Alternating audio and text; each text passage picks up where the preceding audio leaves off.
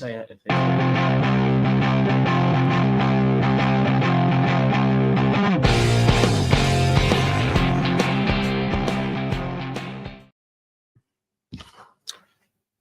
Hello. Welcome to tonight's pre-match Gers TV show. Pre-match for the Kilmarnock versus Rangers game.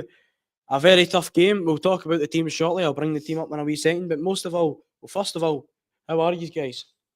I'm alright. How are yourself? I feel like I'm a bit of a Marzipan tonight. Nervous, anxious, worried. But I don't know. It's like just it's weird because we should be going to Kilmarnock and think we're going to win 2-3-4-0. Aye. But then over the last couple of years, it's become a difficult game, and you feel the worst. And so apart from that, apart from the Rangers, apart from the fact that it's all doom and gloom, we're all worried. We're all nervous for the game. Aye, we're fine. Aye, fine. Aye. Well, it's a big game tonight. Of course, we've been on a run of 2 or 3 games where it's been very poor performances, 2 poor results in the last 2 games. I know, but this is the paradox of the oxymoron of Rangers season. We're actually on a long unbeaten run. We're on the longest unbeaten run in the league as well. So I've seen that. Without getting 3 points. So it's a strange situation where we are. It's a bit of doom and gloom because I think over the last few weeks there has been a realisation that our squad, probably individually, the players aren't as good as we hoped they would be, and we're coming to realise that. But ultimately, we're on a long unbeaten run. Yeah, well, I mean that's I guess it's a positive you can take from it, but you always got to look in the bright side. I would say having a long unbeaten run is quite a good positive. Well, I'm old fashioned. I'm a bit older, a bit more old fashioned. Too many draws for me. Yeah, no. We've won 5, drew 8, and I believe lost against Hearts. That was our last loss. So on a serious note, guys, like the draws, the draws are kind of setting us back, obviously. But football's hope when it comes to football, hope is eternal. Yes, absolutely. But anyways, we'll talk a wee bit about the team because the team's not long out. The team came out about 25 minutes, half an hour ago. So we'll have a wee discussion about that, guys. Right? Let us know your thoughts in the comments as well about the team. So I'll read it out here now. We've got Butland in goal, who's actually captain for the night. Max Aarons, Giga, Fernandez, Magoma. Then you've got Raskin, Barron, Diamande in the midfield. Then you've got a front 3 of Gassama, Bijrami and Miovski. What's your thoughts on that, guys? Right now, with the injuries, I mean, I don't think we've got a natural or decent defender in that starting lineup. We've got a striker that's not scoring goals. Yep. Diamande. Don't rate him this season. I really want him to turn it around. I really want him to prove me wrong because I think there's a player in there. He's just not shown it. I mean, I look at that team, and that's a team that should, on paper, I know we don't play an A4, unfortunately, but that's a team that should go to Kilmarnock and win 2 or 3-0. Yeah, absolutely. I mean, like, my thoughts on the team as soon as it came out is that defence is scary. That defence really worries me. Basically, I mean, their defensive capabilities. I mean, we've seen in the last few games as well with Chica and Fernandez, but Magoma, I worry about defensively as well, his positioning. And Max Aarons hasn't had the best season, I think it's fair to say. So, that really worries me. I think the midfield sort of writes itself, apart from maybe the fact that I would like to see Lyle Cameron in there. In the front 3, you look in the bench, I mean, Mikey Moore's not long back. I mean, what else are you going to do? Antman's out for a month or so, I think, as well. I mean, I think we've seen Danilo starting the wing a few times, but I just don't think it's the right game for that. I mean, Bijrami had quite a good game on Wednesday night. I think it's fair to say. I mean, I think that overall against Falkirk, I'll just go back to the Falkirk game of the week before. I think Bijrami was the only player, and it wasn't throughout the game, it was in bits and starts. Yeah. But Bijrami seemed to be the only player that actually had the desire to beat people and go on runs, and he played well the other night as well. So it's Bijrami, and that's that. I like that from the manager, a player playing well. He keeps his place in the team rather than just swapping him out for a favourite or whatever. So I like that. I think that Miovski is and I use this word in inverted commas right now, our best striker, our most natural finisher.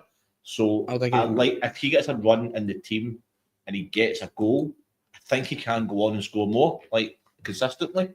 He just needs to get that that first couple of goals in one game. So that's good to start again, because the more time you start a team, remember that it's difficult to, when the players around you are chopping and changing a lot, which has been the case for the strike force for the last few weeks. It is hard. It's hard for players. So, bit of consistency up top, consistency in the midfield. So yeah, I mean, defence worries me, but then we should be able to play two defenders and not worry about Kilmarnock. Mm-hmm. But no, of course. Historically, unfortunately, that's not the case. Yeah, and the last week, are you right, Dylan? I think it is a good team, but I agree with one of the comments there from Robert. It was put Bajrami and Diamondi's role Are you back up there? and play Finlay Curtis. I agree with that, and I also agree with the other comment now. Every Rangers fan does want to see Lyle Cameron and Finlay Curtis both starting. They're two Scottish youngsters, one coming through our youth especially. It'll be good for him to get some game time. Lyle Cameron, his stats last season were unbelievable for a player for Dundee. He's a player of his age and whatever. And I would like to see him. Read too much into stats. Do you know that? Do you know?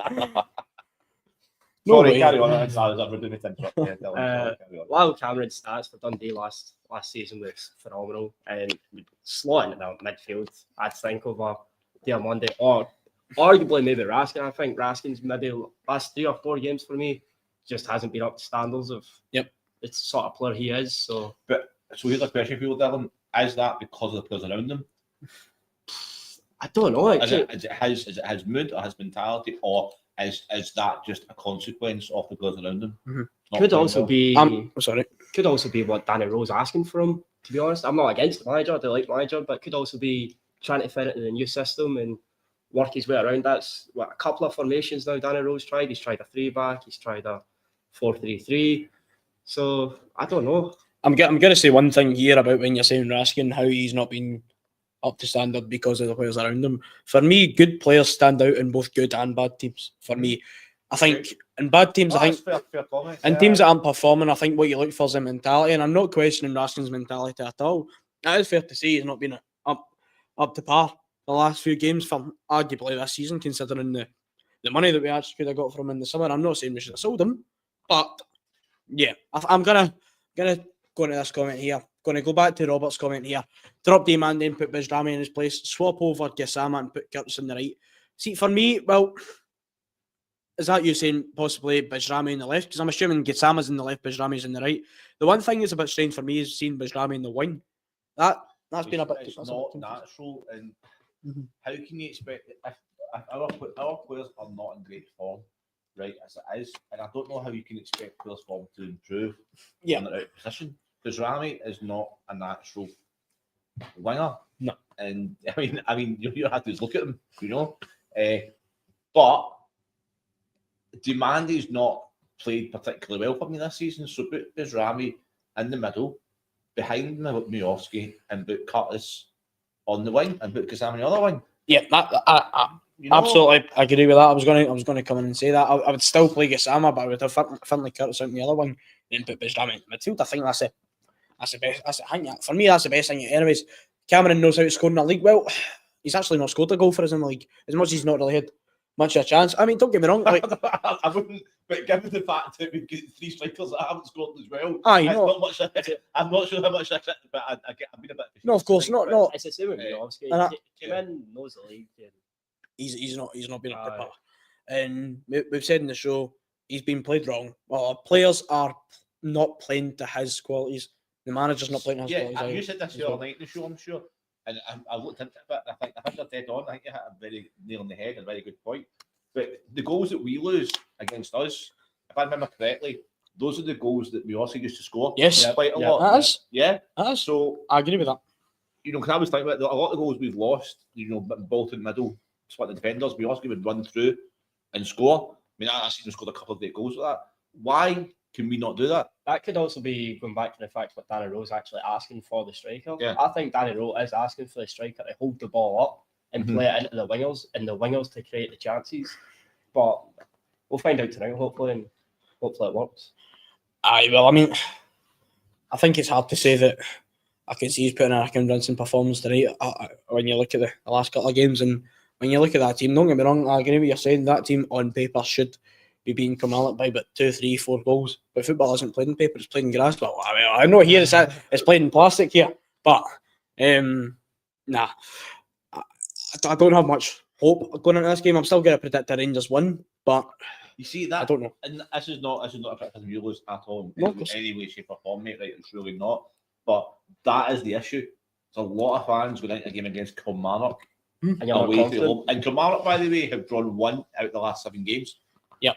It's a Right. massive result for Oh, Kilmarnock. I mean, roughly speaking, maybe. Oh, they drew against Hearts at the weekend, so they've actually drawn 2 in the last 7. So they haven't won a game in 7 games, right? So we're going into this game thinking, oh, I'll draw a good result, or whatever. And for me, that's criminal, and that's just that sums up the mentality for me right now with this team.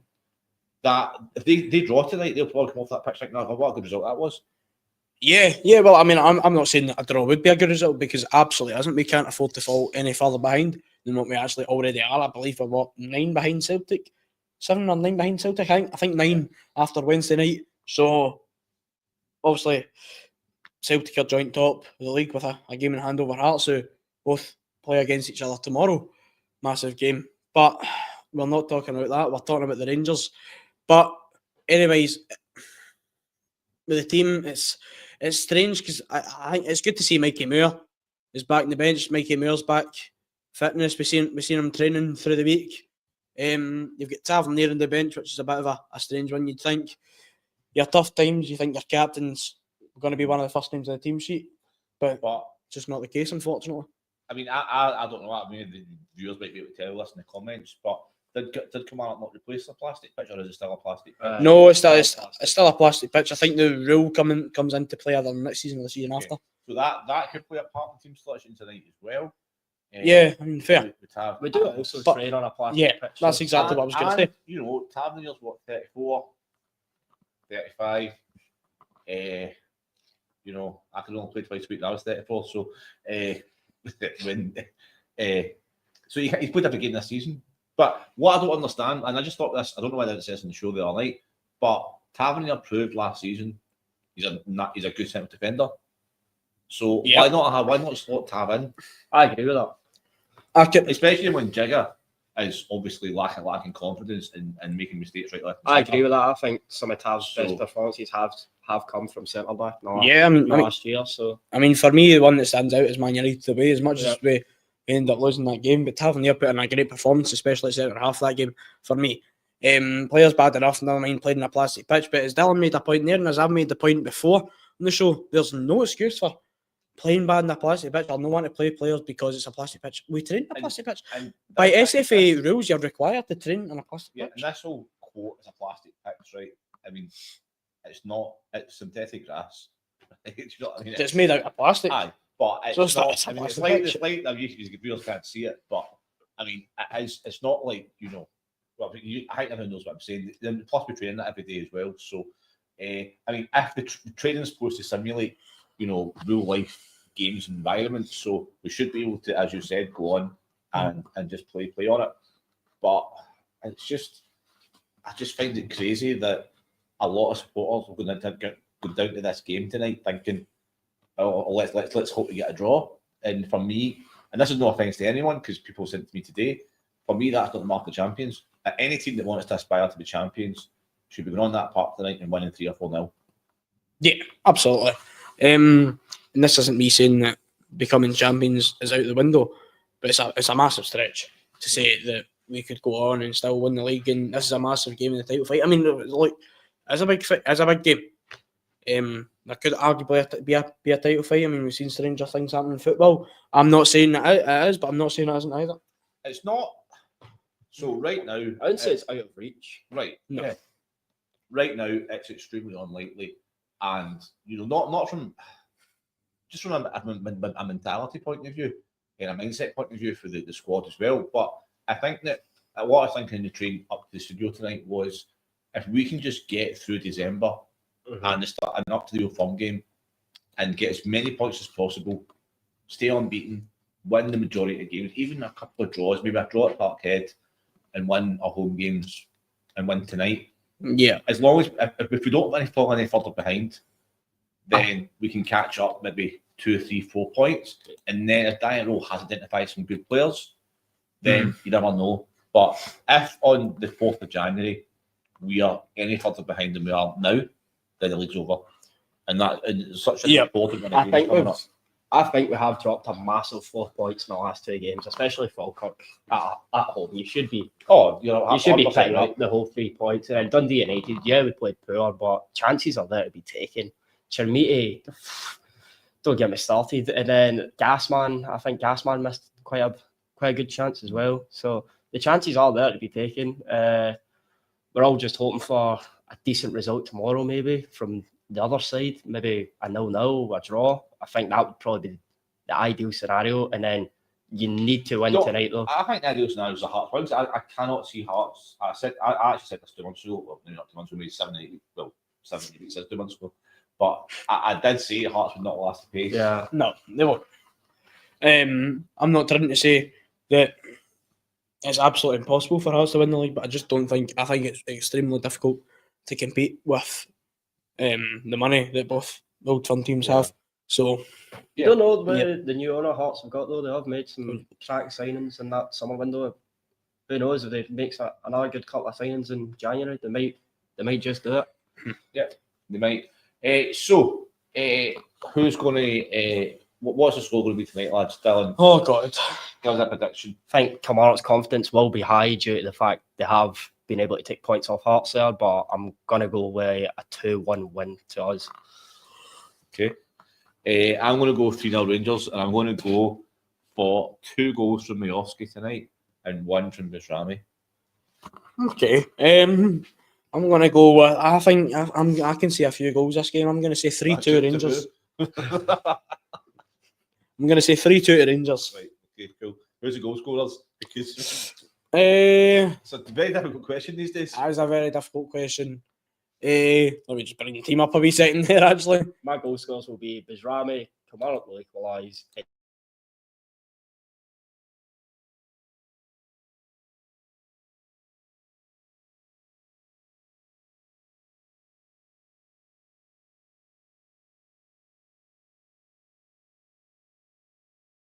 And I don't know, possibly a cheeky Racing goal. Hopefully, maybe see Conor Barron maybe score his first Rangers goal. You never know. But I couldn't care less about who scores. I just want us to win. Yeah, I think for the next 4 or 5 weeks, this crucial festive period, it's just about getting through the games and getting wins. Yeah, and getting points on the board. It doesn't matter. And it's a big if, right? I'm not serious with league, but come the end of May, we'll celebrate a league title. I don't care how we play against Kilmarnock tonight. Do you know what I mean? Like, I don't care how we play against Livingston. All we care about is 3 points. Yeah. And if we want to be champions, then we have to go to places like Kilmarnock and get 3 points. It's non-negotiable. And it's a stern test tonight because Kilmarnock will be up for it. They always play well against us, especially at home. But this will be I want to make this a marker for the team. And if we come away with 3 points, then who knows? Yeah. They just get the 3 points and move on. 3 points not the road, as they say. Well, we've got a wee comment here for Aldo Ugly 2-1-1. Guys, if you have score predictions for we wasn't talking to me. if you have some score predictions for tonight, get them into the comments. Have a wee chat, discuss amongst yourselves. Absolutely love that comment for Robert there. Chermiti off the bench has scored a hat trick. Chermiti off the bench to score a hat trick. Love the infusion. Put a fiver on that. This is why you shouldn't have games on a Saturday night at 8 o'clock kick-off. At that kind of comment. That'll be getting better as I leave the studio. Okay. What was it you say? If it comes in, I'll pay the money myself. Well, in fact, if that happens, who would you comment, Robert? If that comes in, I will pay the money myself. A wee comment here for Robert. Chermiti off the bench, score a hat like that. It's optimistic. I think it's safe to say. Well, it would equal his entire goal time in the last 4 years. so you never know. You reckon he could double his goal tally? Okay. Well, anyways, thank you very much for all who are watching. Some decent numbers tonight. Always remember, we are the people.